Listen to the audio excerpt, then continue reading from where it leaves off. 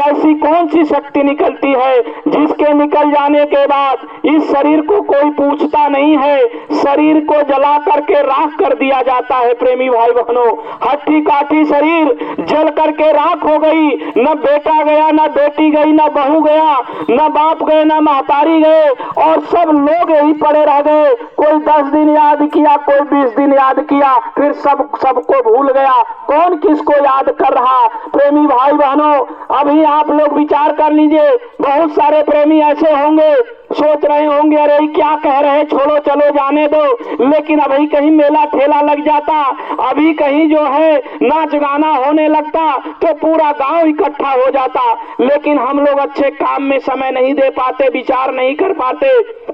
महात्मा कहते हैं कि जैसे तुम दुनिया का काम करते हो, घर परिवार में रहते हो, बाल बच्चों में रहते हो, उसी में से थोड़ा समय निकाल लो।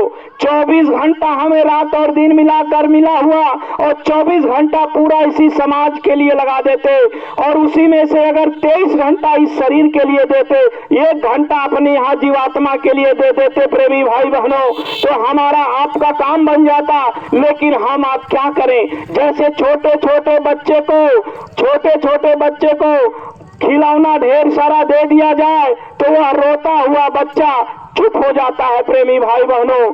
लेकिन हम आप ये बात विचार नहीं कर पाते। हमें आपको ये माया रूपी खिलौना मिल गया, हमें बेटा मिल गए, बेटी मिल गए, और इसी खिलौने में हम आप मस्त हो गए। प्रेमी भाई बहनों, यही बात हमें आपको विचार करना है कि आखिर यह मानव तन किस लिए मिला है, यह शरीर हमें आपको किस लिए दिया गया है। ये बात कल महात्मा जी बताएंगे। तो हम लोग आपसे निवेदन करने आए, विनती प्रार्थना करने आए, कल दिन में 11 बजे महाराज जी का वो सत्संग होगा। महाराज जी वो नाम की दौलत देंगे, ये शरीर के अंदर बैठी जीवात्मा और उस परमात्मा से मिलने का भेद बताएंगे। प्रेमी भाई बहनों, अगर उस भेद को आपने ले लिया और अपने घर परिवार में बैठ करके अगर आपने करना शुरू कर दिया, आपके घर परिवार में बरकत हो जाएगा, रोग दुख बीमारियों में भी फायदा मिलेगा। क्योंकि जैसे माँ बाप 4 बच्चों को पैदा कर देते, अगर माँ बाप के पास 4 बच्चे हैं तो चारों बच्चों से प्रेम करते हैं। कोई माता पिता ऐसा नहीं है कि जो 2 बच्चे से ज्यादा प्रेम 2 बच्चों से कम प्रेम करता है। वैसे प्रेमी भाई बहनों, संत महात्मा होते हैं, वो सब जीवों के लिए होते हैं, सबसे एक जैसा प्रेम करते हैं। आखिर देखिए, आज मथुरा से चल करके पूज्य महाराज जी लगातार अभी देखिए रायबरेली जिले में थे, आपके लखीमपुर जिले में आए, एक ब्लॉक में 2 कार्यक्रम कर रहे। और किस लिए आज इतने नौजवान प्रेमी आपके बीच में आए?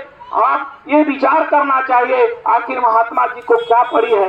जैसे बेटा अगर गलत रास्ते पे जाता है तो माँ बाप उसको हमेशा समझाते हैं कि अरे बेटा तुम इस रास्ते पे मत जाओ, वरना तुम असफल हो जाओगे। जैसे बच्चा विद्यालय में जाने के बाद अगर टीचर की बात नहीं माने तो बच्चा फेल हो जाएगा, तब वो पछताता है, रोता है कि अरे हम अगर टीचर की बात मान लिए होते तो आज हम पास हो गए होते।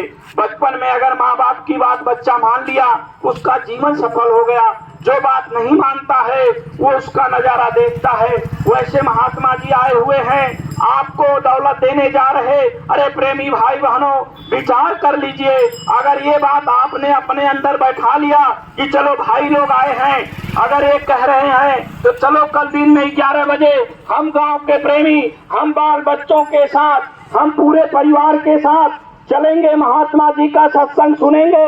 अगर महात्मा जी का सत्संग हमने आपने सुन लिया तो ये हमारा आपका जीवन सफल हो जाएगा। प्रेमी भाई बहनों, अगर आपने चूक गए तो जिंदगी भर पछताना होगा, क्योंकि ऐसी दौलत देने जा रहे। वो ऐसे रूहानी शक्ति, ऐसे महात्मा आए हुए हैं, पूरी शक्ति के साथ विराजमान है। हम आज दुनिया में क्या चाहते हैं कि हमें सुकून मिले, शांति मिले, हम एक घर बनवा लेते हैं, गाड़ी घोड़ा ले लेते हैं कि चलो हमें आराम मिलेगा। लेकिन ये दुनिया में आराम नहीं है। चाहे बड़े आदमी हो, चाहे छोटा आदमी हो, सब परेशान है, सब यहाँ परेशान है, कोई सुखी नहीं है।